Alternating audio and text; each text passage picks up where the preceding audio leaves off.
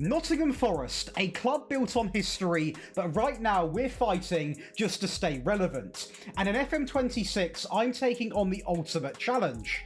We're rebuilding this giant from the ground up, using a gritty, realistic Sean Dyche tactic, but with one massive twist. No experience signings, no big-name veterans. We're signing young players only. Wonderkids, high-potential bargains, future legends in the making. The mission? Turn Forest into a trophy-winning dynasty in just 5 seasons. Can raw talent survive the Premier League grind? Can youth alone deliver silverware? Or will this experiment completely crumble under pressure? Buckle up, leave a like and subscribe, and if you want to carry this save file on and get the Sean Dyche tactic, it's going to be available right on the Patreon with these cool perks. Make sure you take advantage. Let's lock in to hopefully a very good Wonderkid driven rebuild. So then, Nottingham Forest, one of the funnest rebuilds you can do in Football Manager, and I've put a couple of twists today. You know, a couple of twists have been put on the video. A Sean Dyche tactic is going to have to be used, and also, we are going to have to sign young players. Now, we're not using the editor to do that, so it's going to be done in a realistic fashion, of essentially signing a few players every window, and slowly transforming the team into a more of a younger approach side, which has us ups in terms of long-haul gameplay, but also short-term, it can come at a cost when you're not winning as many trophies because, for example, you've not got as much experience in the 11. Now, looking at the money, we are going to have a budget of £27 million.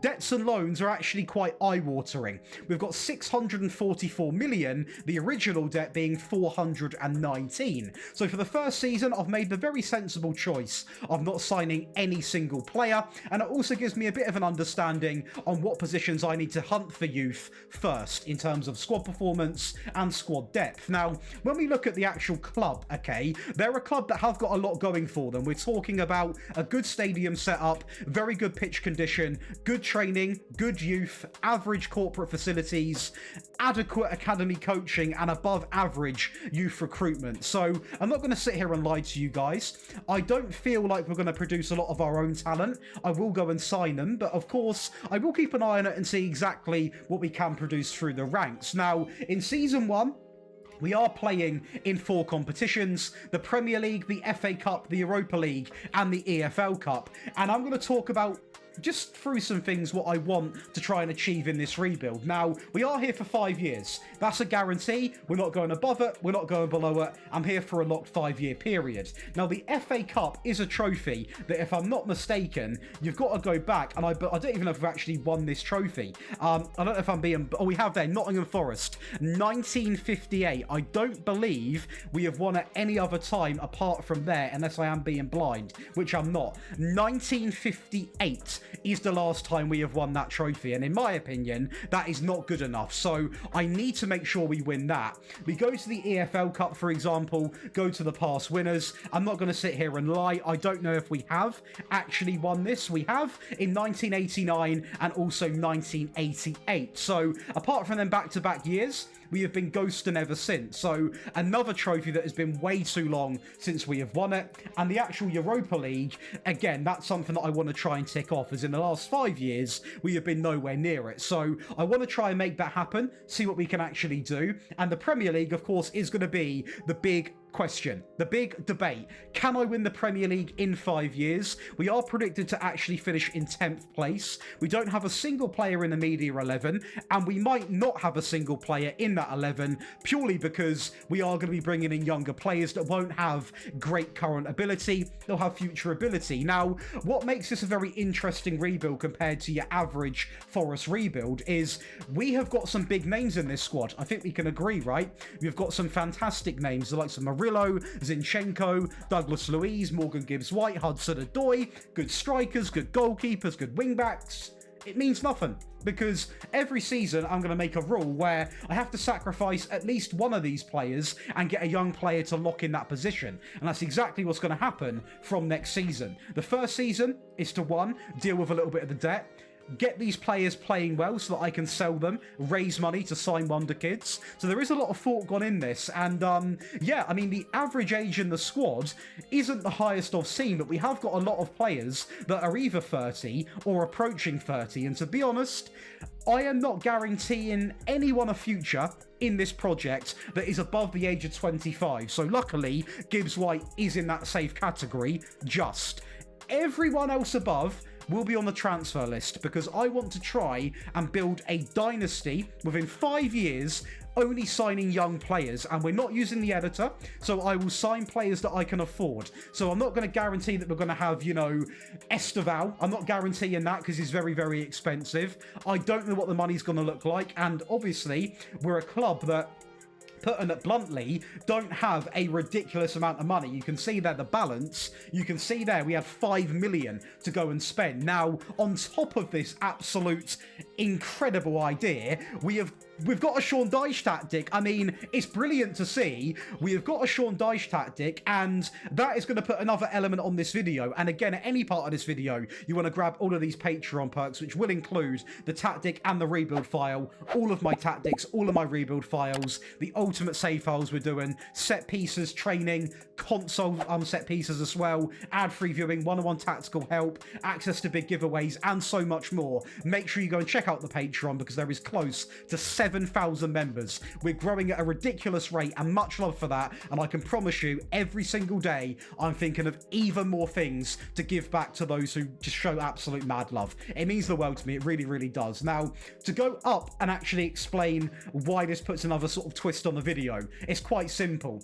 It is probably the opposite of a meta tactic. Standard tempo, more direct, hold shape. You know, we go to example, if we go to out of possession, mid block, standard defensive line, we are playing a non-meta tactic, and we've also got a challenge in the fact we're going to be working with a lot of young players. This rebuild does not guarantee me a win. We could be here for 5 years and win everything in the last season. We could win nothing. We could win everything. It is a really, really good idea. And I mean, looking at these players in the team, I don't want to get too attached to them, but we have got a lot of good players. Now, the man on the right-hand side is 24, so he can play for a couple of seasons. Obviously, if we are able to obtain like an Esteval, someone like that, I will definitely bring him in.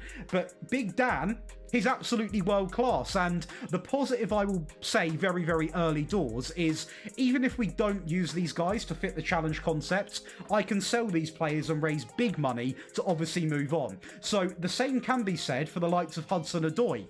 He's 24 but worth 40 million pounds. Although I don't really want to keep him around for the whole 5 years because there will be younger players, he is going to play a big purpose at least in this first season. The same can be said for the striker. This guy looks absolutely fantastic and is 23, so to be honest, I could use this guy and still be within my challenge rules. But if there is a real good Wonderkid striker that comes up, like the man we had in the Chelsea rebuild, I will definitely consider it. Morgan Gibbs-White, I don't want to replace because I feel like he is Nottingham Forest, and I think 25 is not too old. He fits the quota just in that age range, and I think it would be quite cool to build the perfect Wonderkid team around him. Sangare obviously is 27, so out of that sort of safety net. Douglas Luiz is 27, out of the safety net. The wing-backs is a shame because the likes of Williams is fine. He will play, but I know there's a lot of good Wonderkid right-backs in this year's game, and I don't think he'll be in the team by season 3, season 4, for example. The left-back in Zinchenko, obviously I'm not his biggest fan. If you watch the Chelsea rebuild, you'll know that already. I can't wait to not have this guy in the team. I just don't really like him, to be honest. Going over to the centre-backs, now Murillo is actually 22. A lot of people forget that. So he fits the quota quite well. And he is pretty much guaranteed game time in this team, potentially for 5 years, because there might not be a better young centre-back that I can afford. So he will definitely get into the team. Next to this guy who is 27 in Milinkovic, who is a really solid centre-back, but is going to be transfer listed, alongside of Sells. So again, fantastic shot stopper, but 33 years of age. Now, of course, this is meant to be a challenge, so I'm not expecting to win every single trophy ever, but it's the ultimate test of, can you actually win trophies relying on youth players? Do you have to use an OP 4-2-3-1? Or can you play how you want to play? There's a lot of if, whats, and maybes today, and hopefully you enjoy the concept. Please let me know in the comments, and while you're there, leave a like. Now, in terms of young players, we've got a few younger players, you know. We've actually got 1, 2, 3, 4, 5, 6, 7, 8, 9, 10, 11, 12, 13, 14, 15, 16... 17, 18, 19, 20, 21, 22, 23, 24. 24 players that do register within the season and the actual age limit. Now, how many of these are actually good?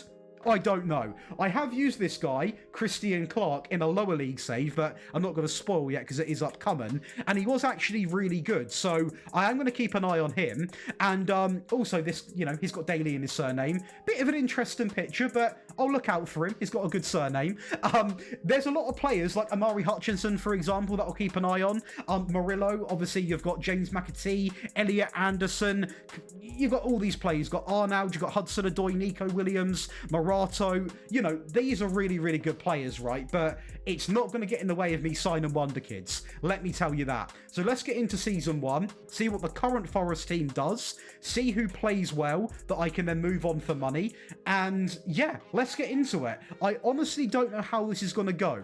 This might not be a rebuild where we win every trophy in the game. It might be more of a real challenging, grindy rebuild where we celebrate one trophy together and we accept it is what it is. Let's find out. Very impressed with Season 1 in the Europa League because we don't actually top the league phase, but we are going to go on and go right into the top 8, meaning we get away from playing this game, which is really, really good. The round of 16, we are able to beat Nice 4-0. I know they're not like, you know, it's not playing Real Madrid or Barcelona, but considering we're a Forest team that aren't having the best time in real life at the moment, I think this is a really positive sign. The quarterfinals, we get past Stuttgart. Again, probably like the German version of a Nottingham Forest in terms of league position and quality. Semi-finals, a 5-0 win, 5-1, sorry, over Besiktas, meaning we actually dodge playing Porto and, of course, Besiktas because we beat them, and I would say we have got the easier game in the final. But with me saying that, it didn't mean anything because we lose 2-1. So a bit of me is quite annoyed because I think this is as good of a chance as we may ever see in this whole rebuild to win a European trophy based off the fact that it is the Europa League. And we done well. We got to a final and the opposition in the final is a beatable team. But on the day, the French come up on top. FA Cup is going to go in Liverpool hands this year. Now, the question is, where do we get to? Do we get to the semis? We don't get to the semis. The quarters we do, and Liverpool beat us. I can't be angry. They won the competition. They clearly are the better team in this competition. We do get past Villa 3-0. We do get past Watford 3-0. We do get past Carlisle 6-2. So it's not actually an awful display because Liverpool, alongside of City, and Arsenal. There's quite a few good teams left, actually. But putting it this way, Liverpool clearly were very good this year.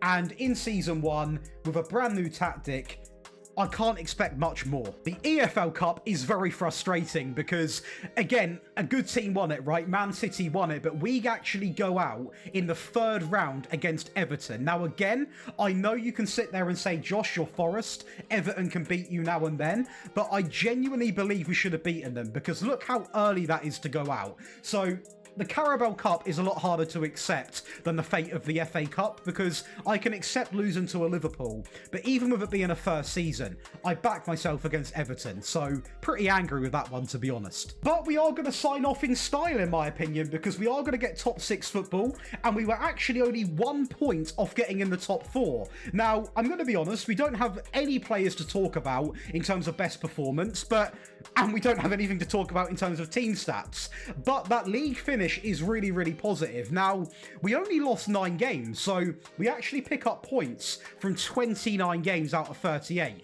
which I think is really, really impressive. Don't get me wrong, Man City and Liverpool and Tottenham to a degree ran off with the top 3 a little bit, but between me and Arsenal, it was a point that separated us getting European, in terms of Europa League, to Champions League football, which would be absolutely massive. Now, in terms of money, we are going to have a budget of 29?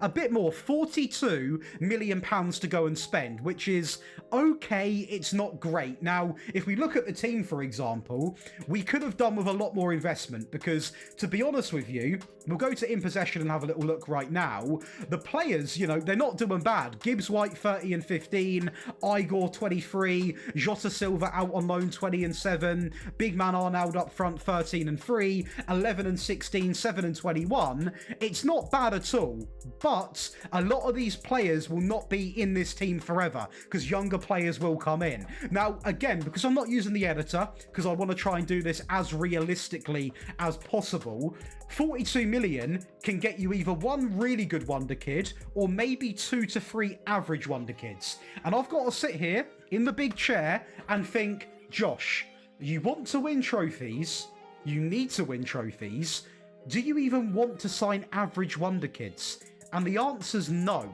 So I'm going to go away, try and find what I can get for my money. I feel like I'm on a bargain hunter show now, and see what I can get, because honestly, in this game, 42 million gets you nothing. It really doesn't, especially when you're talking about signing Wonder Kids, or young good players, should I say, that will come in, build themselves up over the next 4 years, and have a positive impact on me, and on the fans, and on the club. It's not an easy task. So let's go in to Season 2, our first transfer window, and it's not really about even replacing players based off performance. It's about age. Well, we've had one permanent outgoing, and it is actually a good player to move on because he was one of our older players. It is going to be Matt Sells. Now, we only get 3.5 million for him, but he's 35 and obviously is like the opposite of what I'm trying to build here. So, do you know what? It's not a bad move for him. It put a little bit of money into my pocket. It freed up some wages. I guess now we either need a good young goalkeeper or we just put the next man in line in charge. Let's see what happens. Well, I brought in a player towards the end of last season, to be honest, in Sammy Wahedane. I'm going to call him Sammy because I'm going to butcher the name. Now, he actually went on loan to Middlesbrough just to get a little bit of confidence in this season, and he has done very, very well on that loan spell. So this is actually going to be our new striker from the next season onwards. He's only 19, he has got crazy potential, and he cost me about 33 million, which was paid over a lot of installments. So it's our first new gen, so when I say new gen, I don't know if he's not a new gen, but the new generation of Nottingham Forest players coming into this team. And we've started off from striker, which is debatable considering we've just sold a goalkeeper. We also spend 40 million on Tom Biscoff. He's going to come in from Bayern Munich, so a big statement signing, a very versatile young midfield player, 21 years of age, so, you know, he will be 25 at the end of this rebuild, which is still fine to play with within the challenge rules. So he is a really, really good player, and a player that offers great passing range, good long shots, good tackling, good teamwork, good work rate, good fitness, a real complete player that will easily get into the team. And yes, I will be locking in all of the younger players purely so they are guaranteed to grow. The whole purpose of the video is to see how good and how much you can get from young players in this year's game, so he has to start as many games as possible. And to be fair to him, he drops a 7.1 in the Premier League, picking up 4 goals and 9 assists, so definitely not awful. Well, the Premier League, we've actually improved, and that does surprise me a little bit because obviously we've lost our most experienced goalkeeper, we didn't even replace him, and we have locked in a super young midfield player who, no discredit to him, is a very good player in Tom Biscoff, but very, very surprising we've improved on that. Now, again, the Premier League table is very, very close. We're only 6 points off winning it, Tottenham are only 5 points behind us, and Liverpool are only 7 points as well. So, to be honest, there's not much in it compared across the whole top 4, but it is still surprising I've actually improved, and I'm being serious when I say that. Now, in terms of what we have done this season, obviously we are going to have Dan coming in with 19 assists, so he has probably carried the bulk load of what's going on.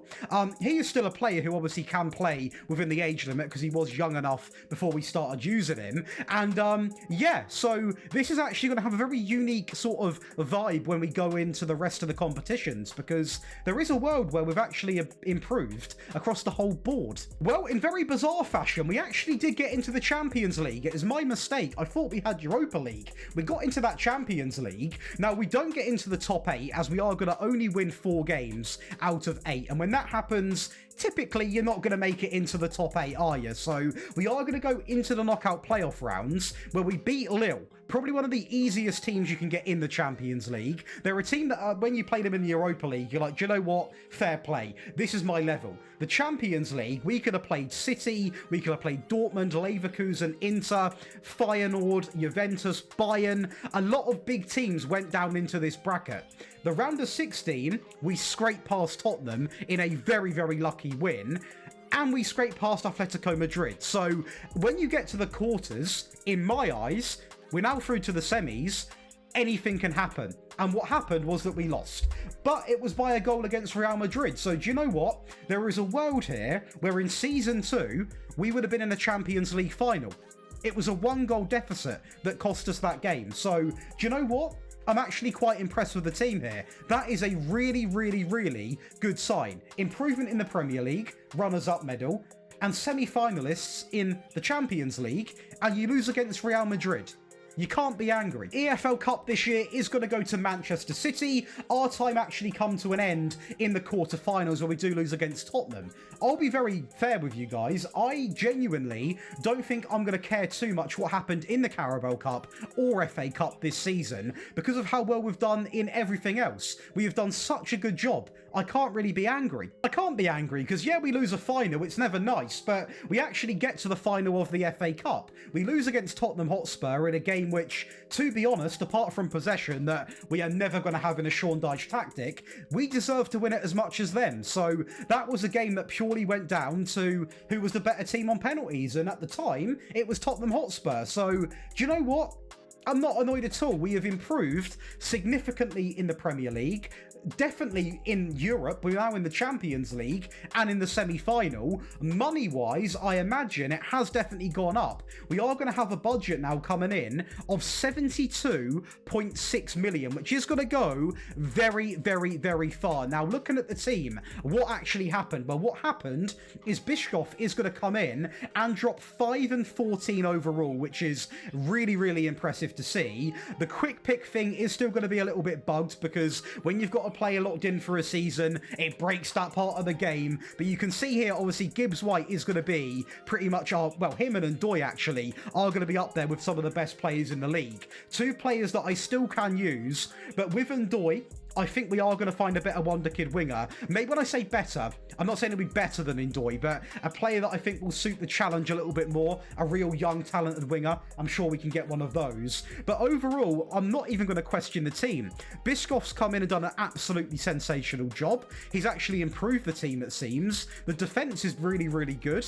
But of course, there are still a lot of players in this team that are a little bit too old and that I do want to change before we get to the end of the video. So let's get into Season 3 already with actually our first real big budget and see who we can go and sign, because with 70 odd million pound plus any future money we might generate from sales, I think we can probably welcome in at least 3 new players this window.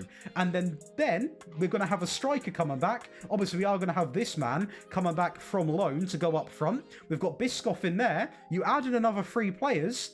We've got half a team. We're ready to cook. Well, we have gone Wonderkid crazy. Now, we've not gone after the best Wonderkids in the game, because this is one window where actually I want to focus on a mixture of quantity and quality, not just quality. So we've decided to sign not 1, not 2, not 3, but 4 new players, all fitting this quota. Number 1 is going to be Ferran. He is going to come in from Spain, and I'll be honest, I will be honest, I'm nervous. I am a bit nervous. I've never used him before. What I will say is, in the Premier League, he keeps 14 clean sheets. So, for his first time in England, I don't think I can be too picky. It's a really good start. For £7 million, we are going to welcome in Saba. He is going to be a very good left-back, to be honest with you, who comes into the Premier League, falls just shy of a 7 average rating. He's got really, really good physical attributes, very good crossing, very good passing, good tackling, good vision, good work rate, good stamina, good pace. He is a top quality, good attacking inside or normal wing-back, and he's only 19. It's an honour to have him in the team. 16 million, we are going to welcome in Matteo Palmer, coming in from the Italian league, I believe. He comes in as a very, very good hybrid. Centre-back and right-back. For me, he will play centre-back. Now, he's not got the best acceleration I've seen, but for someone of his age, he has got very good attributes. You know, he's 20, he's a breakthrough prospect, the potential's there. I've done my research on this guy, and he does seem to be quite a good affordable option at centre-back. Now, is he going to be the final young prodigy? I don't know. But we're in season 3. I wanted at least half of my team to be talented, young players to really get this challenge flowing. He had to be on the list. He really had to be. And for 1.3 million, we welcome in Jesus Fatera. He's going to come in, and this guy, like the left back, I genuinely believe here is going to be a bargain option. He's got really good crossing, decent tackling, fantastic passing, good acceleration, good pace, great determination, decent work rate, decent stamina. Not as good as the left back, but that is going to be 4 signings that have come in. And to be honest with you, we've only spent 49 million, so 22 million under budget. We've nearly welcomed in half a team, and sadly for us, if we actually look at the rest of what happened, nobody else moved on from last year. What's happening is a lot of the older players, like for example Ryan Yates, is going out on loan stints, but don't worry, we are locking in these players, so they will be playing a lot of games, and yeah, that might have a positive but also potential negative impact, as this season we are going to welcome in basically a whole new backline, including goalkeeper. Is that a good idea? Well, judging from where we finished last year in the league phase, maybe not. We are going to be in 16th place, and we only win 3 games. The knockout playoff rounds, we scrape past Man City on penalties with a comeback game. Now, we've got to remember, guys, this rebuild is not like a clear trajectory of that, because we're signing young players only. So we actually started like that. It now might go like that, or it might go like that. That's sort of my graphs trying to visualise things. This could go any way. Round of 16, a good performance over Sporting, winning 6-3 over both legs. The quarterfinal, 6-1 over Juventus, which is an absolute smoking. The semis, we're going to a Champions League final.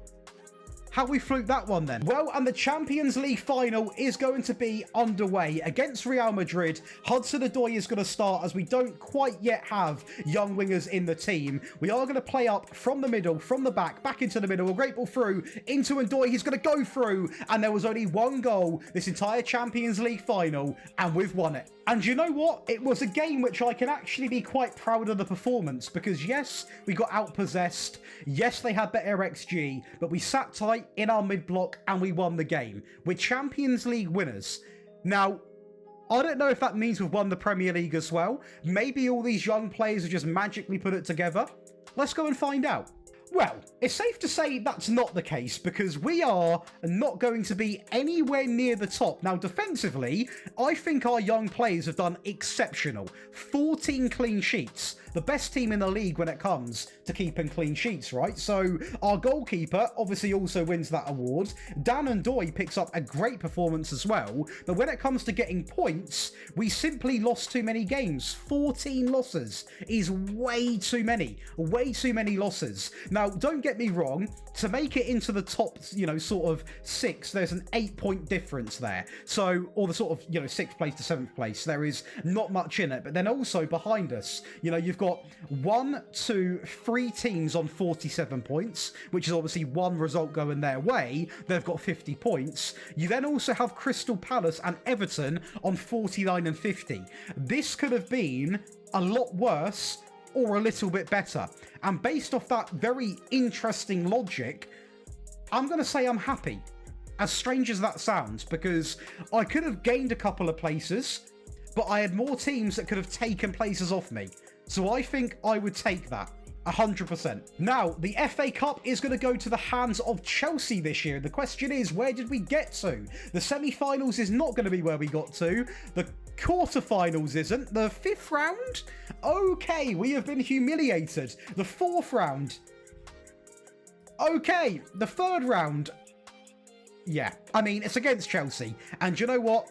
they went on to win it. So it is what it is. But the EFL Cup, the Carabao Cup, we are going to win. So in Season 3, over Tottenham, we claim that as well. And we have won the Champions League and the Carabao Cup. Now, to get here, obviously, however we got here, I don't care. We've won the final, but we did actually beat Brighton in the semi-finals. We take down Wrexham, fair play to them, get into the quarters. And we take down Leeds in the 4th round. So it's actually a really good season. I mean, how can it not be? I've won a Champions League in Season 3, and I imagine money-wise, we've been definitely rewarded. 104 million, scrap that, 109 million pounds really.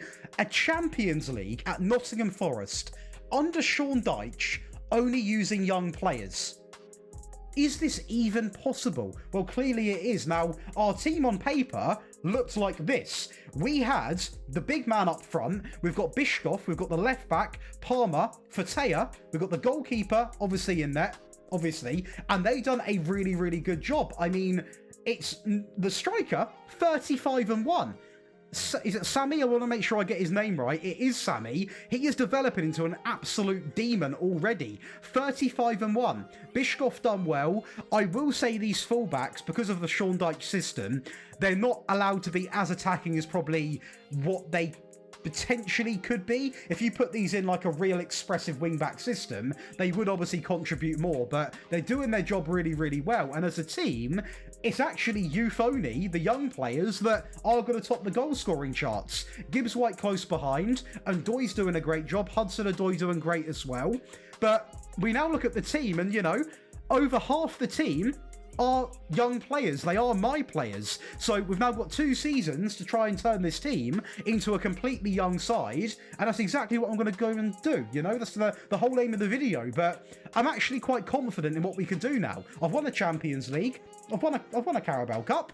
The Premier League wasn't pretty this season, but it wasn't ugly when you factor in what else we achieved. Why can't we win the Premier League under Sean Dyche with only young players? Who read it off? Maybe me, and I'm wrong. For £12 million, we are going to sign, finally, a young winger. And don't worry, this is the last season where we're not going to have, you know, young players on the wing. The Nottingham Forest wingers are now going to be locked out of their positions as we welcome in, on the left, big boy Kareem. He offers very good acceleration, very good pace, great agility, good crossing, good dribbling. Finishing and composure is a little bit lackluster, I'm not going to lie to you. And when it comes to actually his Premier League performance, it was quite mediocre. It wasn't exactly great, to be honest with you. But nevertheless, I trust that potential ability. And for that price tag, I think we've done quite well. 76 million, I said it wasn't possible. I'll prove myself wrong again. Esteval is going to come in to Nottingham Forest. Now, he was playing at Chelsea. He comes in for me, and I'm not going to spoil what he done. We'll look at it on the actual tactics screen in a second, but he done quite well in my opinion. Now, when we look at this guy, he is like a dream winger, isn't he? He's 22 still, and we're 4 seasons in. He cost me an arm and a leg, quite literally. But I mean, he's just, I can't even speak. He's an absolute dream to have. Great dribbling, great anticipation, great determination, rapid on the ball, good finishing, good composure. I'm not here to put words in anyone's mouth. Is he the new Neymar? Sorry, is he?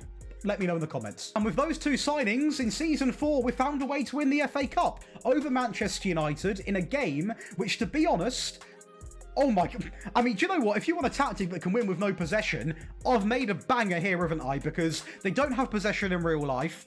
They don't have possession in the game. The difference, we're winning big trophies in this game, and that is really impressive to have so little possession, but have more shots and a better XG. I've cracked the code. We also lift the Intercontinental Champion Trophy against Club America in a game which, again, we don't have high possession, but we get the job done. I'm telling you, if you want a tactic that can just scrape by games in a bit of old school British fashion, you don't need to go anywhere else. We've genuinely cracked the code. We're playing Dyche Ball. Sadly, we don't capitalise on the Super Cup opportunity. We are going to lose against Chelsea on penalties. So how that game went, I don't know. It was a game which we don't have, obviously, more possession, but we do have a better XG, and we took it to them, right? We just couldn't hold on from that goal inside of 3 minutes, which was scored by Big Sammy. And penalties, well, oh no. Esteval. It's not good for his confidence. EFL Cup, I am actually very annoyed, and you're going to see why, because I don't care that we didn't win it, because we've won it already. But we go out in the 3rd round against Swansea on penalties. Swansea, the Champions League, we won it in 2027. We are not going to go back-to-back, and in fact, we're going to be nowhere near it. We are going to lose in the round of 16, 8-1 against Inter Milan. Inter Milan are on absolute smoke. I mean, did they go on to win it, did that say? No, they lose to Barcelona in the next round. But after this league phase, I knew it wasn't pretty. Typically, when you win a Champions League, the next season, you should be easily making out the top 8, and we don't get it done. Now, obviously, this puts a lot of eggs in the Premier League basket, because, yes, we've won a couple of trophies this season, but now the Premier League's getting pretty nerve-wracking. We've got 2 seasons to do it, and this is one of them. And we actually finish off in a worse place, and it's not easy to admit that. And yeah, this is where the challenge can become a challenge, because we've got so many young players in the team, all wanting to gel, all needing to get to, know how each other play, getting used to each other's habits, how they want to it's just so much. And at the end of the day, this is part of the issue. I knew this would be a challenge because I was not expecting to have the Champions League sort of hype in the middle of the video in terms of a win. That is exceptional. But the Premier League, of course, was the real main aim. And I'm now, with 1 season to go, in 9th place. And if you look at, last season, 8th place, the season before, 2nd place, first season, 5th place, sorry. So this was our peak. More young players come in, we drop. More players come in, we drop. The young players are clearly having a bit of a negative impact. And it's no surprise. We look at the team right now. We are going to have 1, 2, 3, 4, 5, 6. Is that 7? 7 players are going to be locked in, which is a lot of players. In fact, 8 players. I'm blind. 1, 2, 3, 4. Yeah, 8 players are locked in. And I mean, they're not exactly doing awful either, Esteval done good. Kareem also done quite good, but they're not at their pinnacle. They're not at their best. So it's to be expected. And I'm not even going to look at the stats of the other players because they're not relevant, are they? Because this is the team that I want to build that dynasty. And I've got 1 more season to try and win a Premier League. And it's a lot of pressure. Now, money-wise, we are going to have a budget of... Yeah, forget it. Now I've got that rage out of the way that we've got £1 million to spend. The calendar is simply too inconsistent. There's a whole lot of red spells, orange, red, a load of green, but then we just drop back. And the end of the season was an absolute disgrace. And yeah, that puts a lot of pressure onto that last season because I don't even know if I can sign anyone. Unless we've just not got an up-to-date budget, I'm going in with no new signings, and it's even more pressure on my shoulders. So, as you could probably expect, we are not going to make any signings because we had no money to spend. Now, looking at what we have done this whole rebuild, we have done really well in terms of actually the players we have brought in, Esteval and Kareem, it's a good job we got them because obviously we've got no money now, so it was a good time to actually go big or go home. They both done very well in their first seasons. This window was the real big spell of young players that come in. These have all done relatively well as well. This season, obviously, Sammy come in, went out on loan, had a great time. Bishkov also had a real good time as well. The first season, we didn't sign anybody, of course, because of lack of funds and wanting to see exactly what happened. We've been unable to really move many players on. So, again, my question in these sorts of videos, should I use the editor to make transfers happen and just sign them off their base value? I really want to know what you guys think before I make that decision, because you guys are such a big part of this channel. If I don't post what you want to see, I'm not doing anything that I like. I want to make you guys happy. I want to post content that you like to see, and therefore your opinion is actually very valuable. In fact, it's not really... It is everything, so it's super valuable. So let me know what you think in the comments. But yeah, this is why my rebuilds are pretty unique, because it's not always a golden story at the end, which I would actually imagine as a viewer is quite nice, because you're not guaranteed to always be leaving with a massive smile on your face like those cheesy movies. Let's go into the last season. Let's just see what we can do, because no money's been spent, we've still got spaces in the team, and we've got a lot of inexperience. Yeah, It's looking pretty ropey. So let's start with the EFL Cup, shall we? Because we are going to win it on penalties, which actually means over a 5-year window, we've won it twice, which I think is actually quite impressive. Now, to be honest, is it the most important trophy in world football? No. But what I will say is, I think despite what happens, we have proven that signing young players is actually a way to win trophies. Maybe we've not won the Premier League, maybe we have, but we've won the Champions League, we've won several English trophies. You definitely can play this way and sign this way and still get success. Now, comparing this to me using a meta 4-2-3-1 is going to be very, very different. And if you guys want me to use the most broken tactics ever, let me know, because the results will be massively different. But I just thought Sean Dyche is what they've got right now. Let's replicate it. And at least we've won that a couple of times. The Community Shield, we are not going to take part in, sadly, in terms of being a winner. Obviously, we take part, but we lose against Tottenham Hotspur in a game which, yeah, to be honest, that was a game where possession was everything, because they had more shots overall. Yes, we had more on target, but I've seen how they get given as stats in this game. It's not always the most accurate stat line to go off. Tottenham, they did deserve that final. The FA Cup, sadly, it is only going to be one win inside of a 5-year period, as we are going to actually go out to the team that I believe won it in the semi-finals in 2-0 fashion. So again, I'm not too heartbroken on that, because we have won it in this 5-year stint, and we lost against the team that go on to win the whole game. So, to be honest, what more can you expect? The Premier League, we don't win in a 5-year period, and we were only 4 points off, and it's not the first time. You look how tight this is, right? You've actually got 1, 2, 3 teams in City, United, and Liverpool. Those teams finished behind me. So this was a very hard season. You know, you've got teams like Arsenal, tied with me, Newcastle, 2 points ahead, Tottenham, 4 points ahead. This was a very, very tough season. When you've got City, United, and Liverpool behind me, you know things were pretty tough that year. So the best finish we ever had was season 2. I believe it was season 2, when we finished in second, and we lost by 6 points. The last season, we lost by 4 points. So I genuinely think if this was to carry on for another 2-3 years, we could obviously get it done, because I imagine in terms of the money, we are going to have a little bit more. Let's go and see. Yeah, if you're going to carry this on, you are going to have an active budget of 97 million. And do you know what? I would encourage you carry it on, because you've got a tactic that is very fun to play with. You've got a Sean Dyche inspired tactic. The front three are now really in their peak. You know, you've got Esteval 17 and 24, you've got Kareem 20 and 27, you've got Sammy 38 and 5, you've got some really good players here. Bischoff 3 and 12, the wing backs are doing really, really well. And don't get me wrong, you can make the decision, it could be a good decision, to actually decide to play a meta 4-2-3-1. I've got tons on my channel. You don't have to play the Sean Dyche way. I've done it for a bit of realism and a little bit of fun, not playing short passing, higher tempo all the time. This is very against the meta, and I'm honestly quite happy with what we have done. I am gutted we did not win a Premier League, but I am also happy that we have hit success playing a non-meta tactic and using easily over half a team of young players, where half of these guys you probably have never even seen them in real life. So I am very happy we have achieved that.